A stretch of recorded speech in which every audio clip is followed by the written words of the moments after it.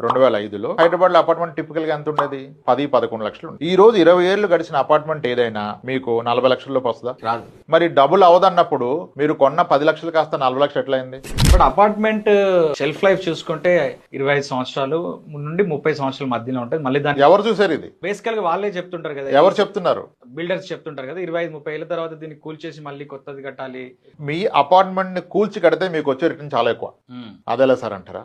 ఇప్పుడు హైదరాబాద్ లో 40 ఏళ్లు పూర్తి చేసిన అపార్ట్మెంట్స్ ఉన్నాయి. ఓకే. 1985 లో కట్టినాయి. 1985 లో హైదరాబాద్ లో అపార్ట్మెంట్ ప్రైస్ ఎంత? 4 to 5 lakhs.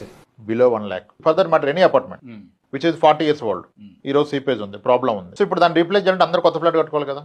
1100 SFT లేదా 1200 SFT. పర్ SFT ఎంత పడుతుంది సార్ కన్స్ట్రక్షన్ కాస్ట్ ఈ రోజు? అరౌండ్ 1400-1500. 2000 వేసుకో. మరి 1200 SFT కొత్తగా కట్టడానికి ఎంత అవుతుంది? 25 లక్షలు అవుతుంది. ఒక కొత్త అపార్ట్మెంట్ ఎంత ఉంటుంది సార్ కాస్ట్? 2 కోట్లు. కానీ పాతది సీపేజ్ లోకి ఉంటే 50 లక్షలు ఉంది. దాన్ని కొత్త చేస్తే నీకు 20 లక్షలు ఖర్చు అయితే 2 కోట్లు అయిపోతుంది కదా.